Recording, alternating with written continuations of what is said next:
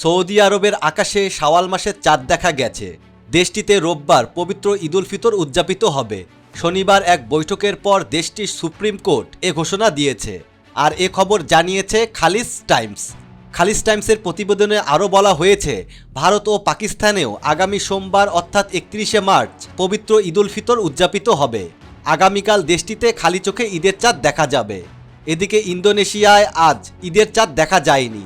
দেশটিতে আগামী সোমবার অর্থাৎ 31শে মার্চ ঈদ উল ফিতর উদযাপিত হবে বলে ঘোষণা করা হয়েছে। এর আগে পবিত্র ঈদ উল ফিতরের দিন ঘোষণা করে অস্ট্রেলিয়া। দেশটিতে আগামী সোমবার পবিত্র ঈদ উল ফিতর উদযাপিত হবে। এদিকে বাংলাদেশে কাল রোববার অর্থাৎ 30 মার্চ জাতীয় চাঁদ দেখা কমিটির বৈঠক বসবে। এদিন বাংলাদেশের আকাশে শাওয়াল ও ঈদের চাঁদের অনুসন্ধান করা হবে। তবে বাংলাদেশের চাঁদ দেখা কমিটির বৈঠক বসার আগেই সংযুক্ত আরব আমিরাত ভিত্তিক আন্তর্জাতিক জ্যোতির্বিদ্যা কেন্দ্র আজ শনিবার জানিয়েছে, বাংলাদেশে কাল চাঁদ দেখা যাবে আর সোমবার ঈদ উল ফিতর উদযাপিত হবে।